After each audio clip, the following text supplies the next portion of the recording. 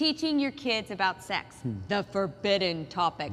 Okay, why is it so forbidden? Well, because parents are scared to death to talk to their kids about sex. That's the bottom line. Now, interesting, you have, what do I say? When do I say it? And you got, oh my goodness, what if they ask me a question I don't know anything about? Or you've got, can the school just take over and show a movie or something? Or what if I start talking about it? Isn't that going to make them go out and want to have sex? Or then they freak in despair thinking, oh, like they're just going to have sex anyway, so there's, why even bother talking? I mean, parents, this is the questions you're asking yourselves. We know how you feel. But we're not the first generation to deal with this. Our parents had to deal with it. I don't know whether it was that my mom was scared, but I can tell you as a single mom, never once did I have a conversation about anything that even was close to sex. Well, to be honest, no sex education in my home either. Yep. Well, actually, there was one night when I was in grade 7, going down to a school activity, my dad looked at me, shook his finger and said, no horsing around, son, no horsing around. That was the extent of my sex education. I can picture your dad doing it, but I tell you what, I can one-up you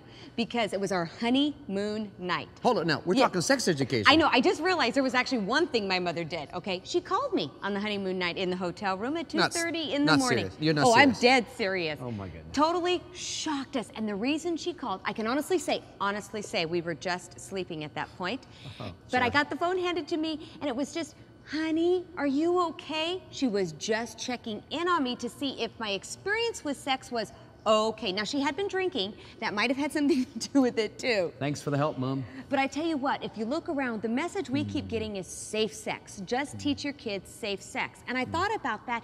What is that really saying? It's saying, I don't care how many times you have sex or who you have it with, just don't get pregnant or get a disease. Well, but sex is so powerful because sex sells. All the commercials you see, the billboards are all pushing some naked woman selling cars, candies, or clothes. Or all the teenage soap operas coming out like One Tree Hill. They only want people who look gorgeous with their clothes on and their clothes off.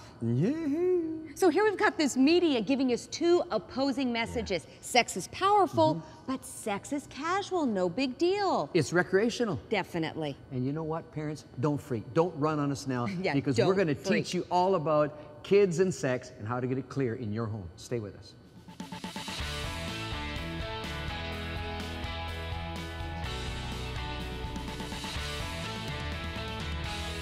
Teaching your kids about sex. Well, the generational divide between baby boomer parents and their teenage offspring is sharpening over sex. Oral sex, that is. The Centers for Disease Control says that over half of 15 to 19-year-olds are involved in it. And it's so casual. Okay, what? Yes, over half. It scared me to death. I am a mother of a 16-and-a-half-year-old boy. Oh yes, that is so frightening. I mean, I'm with Dorothy. Toto, we are not in Kansas anymore. Unbelievable.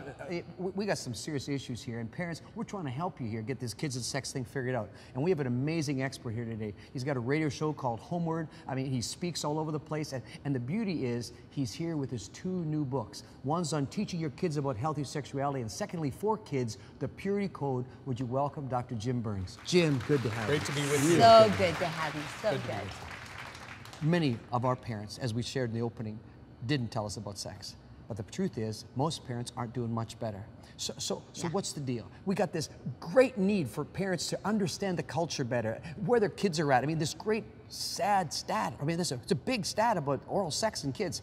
How do you stay in touch with the culture? Let's start there. Well, to stay in touch with the culture, you have to listen to what they listen to, read what they read, watch what they watch. Okay, stop there. That's not going to be easy. No, I'm not listening to that, right? That's heavy stuff sometimes, right? Well, that's what's influencing them, though. Not just media. We always blame media. But a lot of times parents just don't know what their kids are listening to, what they're thinking, what's going on. So again, you know, we were never their age. We were 6, 8, 12, 15, but we were never their age. So we have to become students of the culture. So true, and I'm so proud of my husband. He's borrowed our kid's iPod and says, I will now listen through the songs. And let me tell you, he then gives them the list of which ones are going to be deleted. Which ones are going on. I've seen that discussion. You don't want to argue with Mark, okay? So that's good. Now, we want to talk, though, about this whole idea of getting started with talking to kids about sex. Now, I know we need to do age-appropriate discussion, as the earlier, so they understand healthy views on sex at, 6, 8, and 10. But for sure, by age 11, we're given this full explanation about sexuality, moms with daughters, dads with sons. But now, Jim, how do we carry this conversation on as they slide into the teen years? Okay, that's the tough one. Well, it's a continuing dialogue. You know, a lot of times they'll say,